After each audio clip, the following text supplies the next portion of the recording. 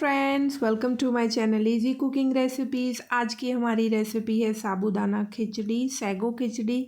आप देख सकते हैं कितनी यमी और डिलीशियस लग रही है। इसे आप किसी भी व्रत में बना के खा सकते हैं। बहुत ही स्पाइसी और टेस्टी लगती है। तो चलिए स्टार्ट करते हैं रेसिपी बनाना। तो मैंने 1 कप साबूदाने जो स्मॉल साइज़ के होते हैं भिगो के रख दिए थे आधे से 1 घंटे के लिए, और ये आप देख सकते हैं एकदम सॉफ्ट हो गए हैं। 2 से 3 चम्मच मूंगफली ली हैं, 2 कटी हुई हरी मिर्च, छोटा टुकड़ा अदरक का, 1 हमने उबला हुआ आलू काट लिया है, और हमने 1 टमाटर कट किया है, और धनिया पत्ती ली है। तो सबसे पहले हम कढ़ाई में 2 से 3 चम्मच तेल ले लेंगे, और इसमें 1 टीस्पून हमने जीरा डाल दिया है। जीरा चटकना जब शुरू हो जाएगा तो हम इसमें ये डाल देंगे मूंगफली। उसके बाद जब मूंगफली थोड़ा भुन जाएगी तो मैंने इसमें डाल दिया है हरी मिर्च और अदरक। गैस को मैंने मीडियम फ्लेम पर रखा है। फ्रेंड्स, जो साबूदाने होते हैं वो 3 साइज़ में आते हैं, small size, medium size, big size. तो जो खिचड़ी है वो स्मॉल साइज़ वाले साबूदाने की बहुत अच्छी बनती है।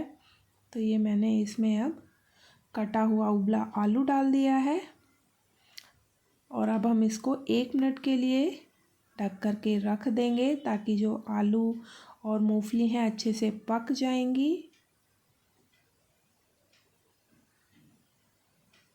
अब मैंने इसमें आधा टीस्पून ब्लैक पेपर पाउडर डाल दिया है।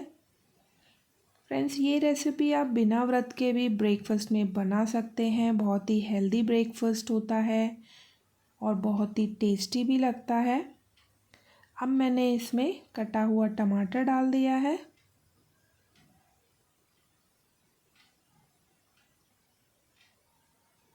और हम इसको वापस ढक करके 30 सेकंड के लिए इसको पका लेंगे। आप देख सकते हैं हमारे टमाटर सॉफ्ट हो गए हैं।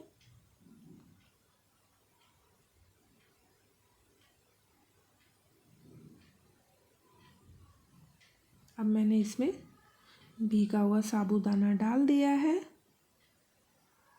1.5 टीस्पून मैं इसमें सेंधा नमक डाल दूंगी।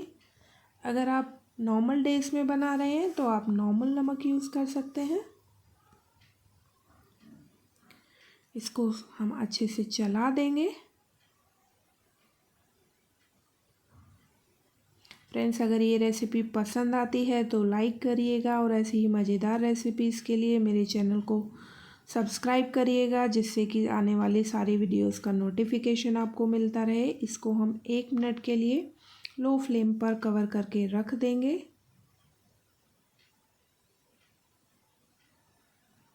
तो ये हमने कवर हटा दिया है। हमारी सुपर डिलीशियस खिचड़ी बनके रेडी हो गई है। गैस को ऑफ कर देंगे, और अब हम इसकी गार्निशिंग कर लेंगे धनिया पत्ती से।